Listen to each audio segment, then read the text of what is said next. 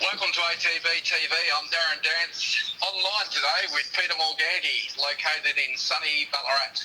How are you, Pete? I'm good, Darren. I'm glad we're inside because it's not sunny Ballarat. The Sarah Rain just skipped over, so our mobile studio wouldn't have been the place to be today. So we're inside. I'm at one location, you're at another. That's it. So we can get this done, and not a bad week for us on the track, but not a good week for racing. Yeah, look, no words, Darren. I mean, we know how tough this job is for the jockeys, and unfortunately we lost one of our own in Dean Holland at Donald on Monday in a, well, can only be described as shocking circumstances. A young bloke plying his trade, going to work, and he doesn't return home. Young family, 4 young kids and a wife. Just a terrific young fella, Dean. He has ridden a bit for us over the journey. He's ridden winners for us. Just a nice fella, you know, did his job. Bit of fun, bit of cheek with him. Just sad. I don't know. Whatever you say is not going to be enough, you know, to take away the pain of what's happened for so many people. No, it certainly brings it all home to us all. What a dangerous sport it is and can be. You know, we've had a recent spat of falls over the last month or so, and then for that to happen on Monday, you know, I don't know, it just makes me feel sick every time I think about it. You know, I've seen lots of messages on Twitter and social media, most people expressing, you know, a lot of pain and a lot of sadness. And, you know, I think the fact that he was such a likeable guy, such a happy, smiling guy who loved what he did, a wife, 4 little kids, as you say, just not coming home. It's just terrible. You know, but, you know, we have a bit of banter with the jockeys from time to time, and, you know, it just makes you feel sick. But you know what? Racing, it's a great industry. They've rallied around, and I think they've raised over $1.4 million for the family. Obviously, they're going to need every cent of it, and they're not done yet. But you know, it's just a shocking week for racing, full stop. Yeah, no, you've said it all, Darren. I think you know, key there is how much he was respected for $1.4 million to be raised. It just shows you the love of the bloke and the way the industry works in tough times. They certainly rally behind each other, and as you said, his wife Lucy and the 4 kids they're going to need. Well, you know, it doesn't bring Dean back, but the financial side will help. But I think it's just the period of pain over the next, you know, few months is where they're going to need everyone to wrap their arms around them. Yep, that's the downsides for sure. Anyway, I don't know. There's nothing more I can say about it, really. No, but, I think we've all got our own thoughts and our own feelings, and I think we just got to deal with it the best we can over time. And unfortunately, the show goes on.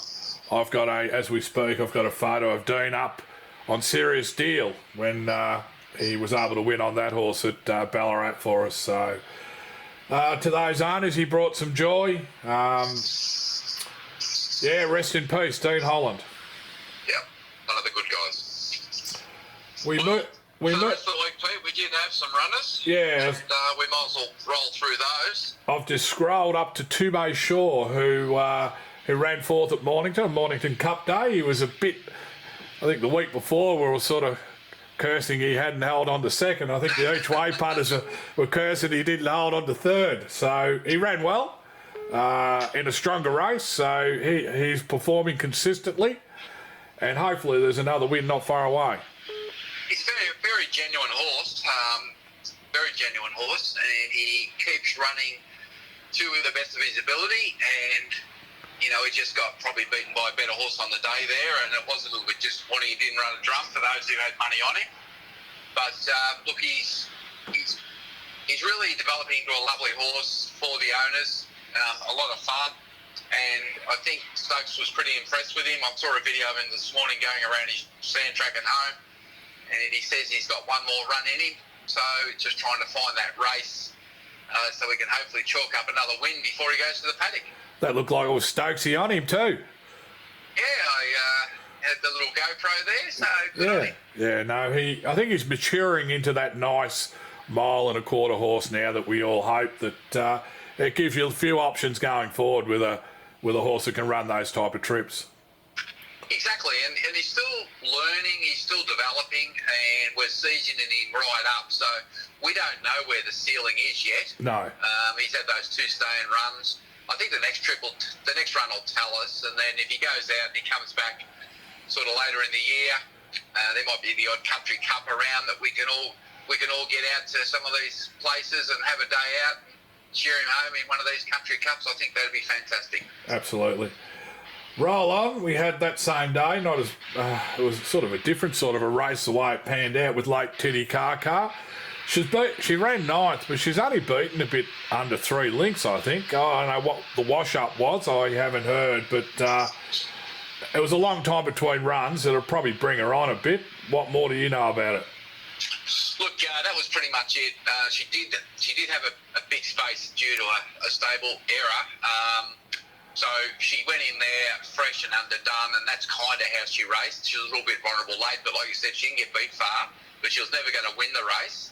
But based on the post-race, they've got her primed to win at her next start, which could be Strathalbyn in a couple of weeks.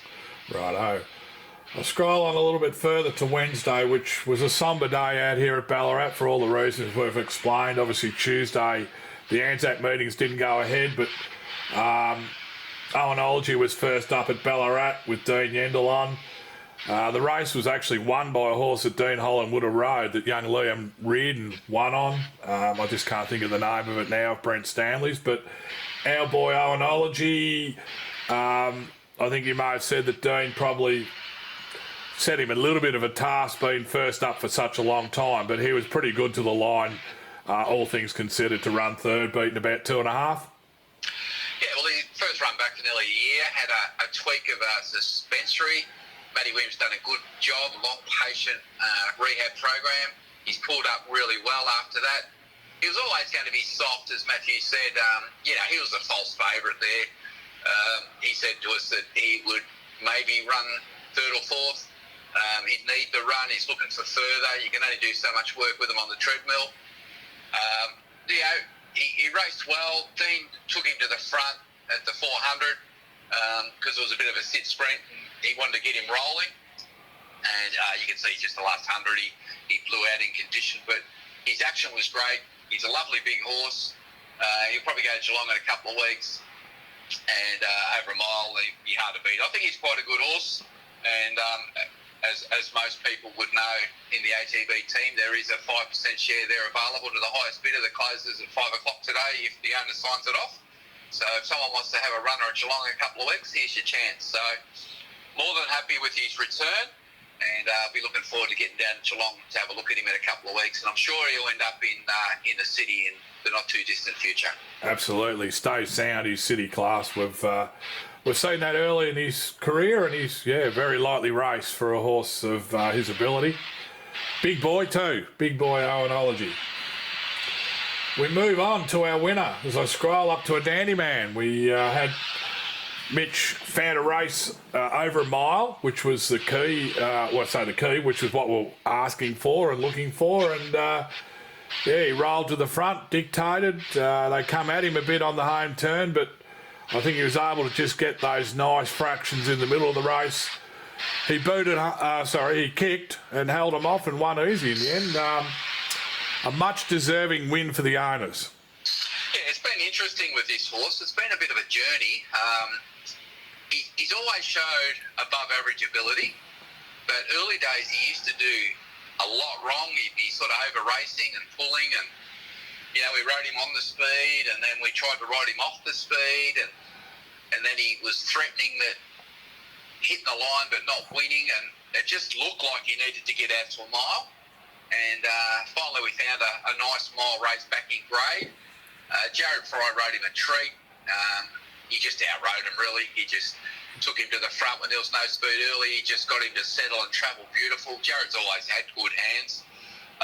And you could just see him travelling around the back, and then he was smart enough to get off the fence there.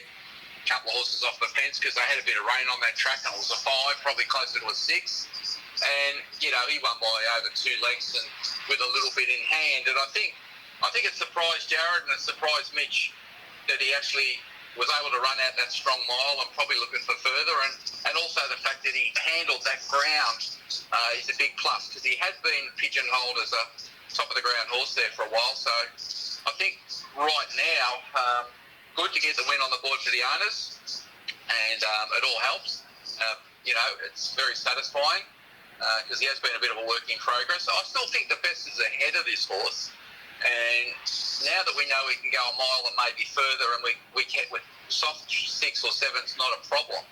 At this time of year, it does give us a few options over the next month or so, and the horse couldn't have looked any better. He presented it beautifully. So I think now we've had to wait a long time. He's 5, but that was his 3rd win. He's never really been far away. I think going forward, there's a nice race in this horse. Yeah, I think too, he had raced in a lot better class, as you said. I think we basically come back from that Bendigo race with Saturday City class to a 64. I like the tactics of leading because he was the class horse when you did go back through the form. Always easy in hindsight.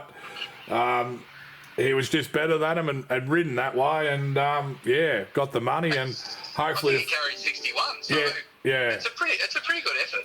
They were pretty compressed, the weights, but I just love the way he finished the race off, because you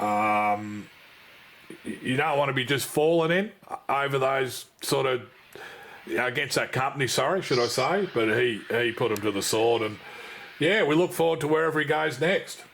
Yep, looking forward to him. So that's it. So we had a pretty good result considering our 4 runners. They all ran well. A winner, a third, and gets our percentage back up over 15%.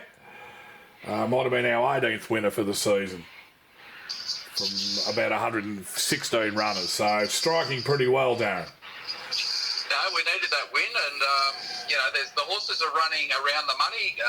Obviously, when you go through that list, they're all around the money, and they've all sort of threatening to win a race right now. So,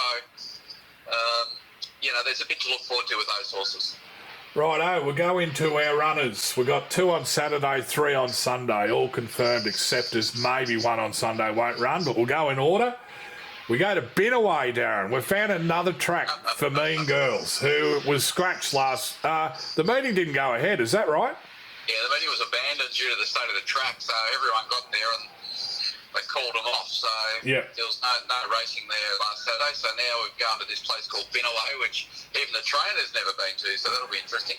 Yeah, 1,300 metre maiden, 3:05 tomorrow afternoon. W. Stanley rides, barrier 7, 1,300. We just want that win, Darren, so we can send her to the breeding barn. Well, win, lose or draw on Saturday, she'll be going. Right. So, time's up. So this will be her final start for us. Last week was going to be her final start for us, but anyway, we might see if we can get a win at Binaway, Pete, and that'll be a new track winner if we do. Absolutely. And probably our first and last. A win away at Binaway, so go Mean Girls. Same day, different track, Horsham. Now this mare, we've been trying to kick her career off, NORMA'S Fleet. She heads to a 1,400 metre maiden. Dominic Teneur, been booked by trainer Tom Dabenig, barrier 4. Tight little track. She's probably going to need this, and we'll be looking for further in due course.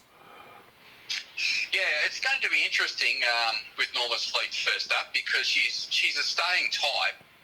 We know her best is going to be over 2,000 metres, so not really sure what to expect here at Horsham over 1,400 first up. It is a bit of a tightish sort of track, so a big striding mare like that, is she going to be suited?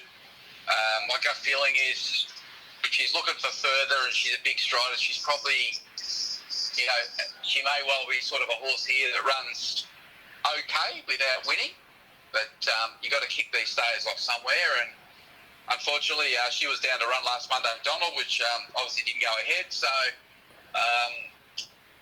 Horsham's our only other option here, and the track's probably not too bad at the moment. It's a soft 5, so I suppose we just got to go there and have a look at her and make an assessment on, how far we step her out next. But I'm thinking she's a horse that's going to need a couple of starts and get out over a trip. Yeah, we'll learn so much more after tomorrow. Sunday, we roll into 3 runners. We'll go to Werribee first. Just got Samurai Star with Mitch Freedman. Very good first up, or very good on debut at Ballarat, where he made late ground over 1400. The step out to 1600's ideal. Jared Fry on barrier 8. The only little concern is around Werribee. But yeah, look, the extra 200 metres should suit, and I'd be disappointed if this horse is not somewhere around the finish at the end of the race. Yeah, my major concern is the tightness of Werribee and whether it's leader-based. I don't know. We'll know through the day how the track's playing, but look, he was good on debut. I think he surprised everyone. There's been a few toes and startups just coming good now, though. Obviously, he's in the first crop. They're late 3-year-olds, and they just start to hit their straps. He's had a couple of winners over the last 10 days. So these things are stayers. They're going to take time. They're probably 4 and 5-year-olds. But, his first up run was really good. The horse that won the race that he ran in first up came out and ran a nice race at Sandown. Wasn't far away from winning that, Starry Ann. So, the form line's up pretty good. It's just that he gets a nice clear run and he can wind up and they can run on a bit. He's some sort of chance to weigh in. I'm not saying he can win, but if it was a bigger track like a Geelong or a Bendigo, I'd be a little bit more confident, but the track's probably against him, but the positives are the class and Jared Fry. Yeah, absolutely. I think at Ballarat we drew wide and just went back, not knowing much about the horse. Just learning a little bit about him, maybe we can just sit a little bit closer in the running line. And he finishes off, I think, like you said, we will be a chance, but whether we can win, just the way the race pans out on that tight circuit. Move on. Rochelle, you did say maybe a doubtful starter. This is the Rockalicious, is it 3-year-old? 3-year-old colt. 3-year-old colt, yep. Sabasan, Bendigo, 1500 metre maiden. Fred Kersley's booked to ride, but whether he takes his place, we'll know probably in the next 24 hours, I presume. Yeah, he's a very immature horse. We had him down the run a while ago, and we ended up turning him out and giving him a break. He's bred to be a mile. He's by Piero out of Rockalicious. He's bred to get over a bit of ground. He's throwing up okay. We're just not 100% sure whether we're going to accept yet. We're just going to do a little bit more form today on the race, and we're just going to. Sub's actually going to organise someone to walk the track and just make sure it's suitable for him. We just don't want to waste a run with this horse, so we don't want to go there just hoping. We want to make sure that the track's suitable, it's safe, and the horse is ready to go and run a reasonable race, because if you go there and run nowhere, then suddenly you're getting balloted out, and then you're going back to what we call the P2 type runs to try and get a little bit of prize money to get back in the pool. So we've just got a few boxes to tick later on today. Yep. And over the border, actually it'll be the first horse that races on Sundays, Pale Lager, who's now with Andrew Bobbin. He's out to a mile first up. Races just after midday. We've got Callum Murray. If you say that quickly, it sounds like calamari, Darren, but he's riding. Look, we probably know where this horse is, but we're hoping there's a race in him somewhere, and hence going over the border just to try and find the weakest race to attack first up. Yeah, well, he had a couple of runs for Lindsay Smith before we took him home and gave him a good break and let him mature out. I saw him actually last Sunday at Bobbin's Open Day, and I was very surprised how much the horse has grown and matured. And he actually looked like a horse, but unfortunately the Palantino stock haven't set the world on fire as a sire, even though he was such a good horse, but his progeny appear to be a little bit limited. And this guy's probably hasn't shown a great deal, but Andrew's got him really, really fit for a first up assignment. And you just wanted to take him to the easiest assignment that he could first up, hence why he's going to, is it Narracourt? Narracourt, yes. Yeah, he wanted to go to Narracourt with him first up, just to try and sort of get him into the race and just assess him, because we want to get that win on the board as soon as we can. And that's what he's trying to do, Andrew. I think one thing I've thought about Bobbin is he really does put a lot of thought into where he places his horses, and he knows the ones that have got to sneak down to that southwest part of Victoria, Adelaide, South Australia, just to get a win. And then he said, like, if you go there and you can win, you can always up the game, but you got that win on the board, and then you got that launching pad. So he's done it before. He knows how to go about it. That horse is fit, mate, because that open day was a pretty good day last Sunday. You were there, and Yep. the place looks immaculate. I had a walk on that sand track. If those horses weren't going down into that sand 6 to 8 inches, my whole boot would go in the foothold where they were. That is a proper deep sand track. And Andrea said he's actually personally lost a lot of weight because he's been running up and down it every day Yep. to try and get fit. He said he was getting a bit fat. Well, Jesus Christ, people. I don't know how we line up next week, but Andrew looked pretty trim there on Sunday, but apparently he's been running up and down that sand track himself. Yeah. And no, he's doing a good job, and he's a very professional operator, and gee, those facilities, you couldn't help but train winners off that farm. And the horses couldn't help but feel like horses either, Darren. They all looked relaxed, didn't they? Yeah, it was a wonderful day, that open day, and he paraded 10 horses, and he had, it'd be close to 200 people there. Yep. And, yeah, just a breath of fresh air to go to that place and see the horses all living outside, really relaxed and happy. And, you know, even those ones in the yards next to the parades that we saw, they weren't bouncing around or doing anything stupid, were they? They were just happy, relaxed. I know the sun was shining, and, you know, it's one of those days where you go to a farm and you sort of get fed and you have a few drinks and you look at the horses and you sort of don't want to go home. No, it's a beautiful place. It's if you haven't been there, it's an eye opener, but it's just how do I put it? It's basic to setting, rustic setting. You got Lake Fynes just across the road. I mean, if you wanted to go for 2 or 3 days and have a little holiday, it's a beautiful place, and then you can come across to Andrews and look, he's got a great lot of staff there too. I think he's got 33 on the books or something. So he's having no trouble getting staff. They work daylight hours, and you know, in a place where you couldn't help but be happy working in.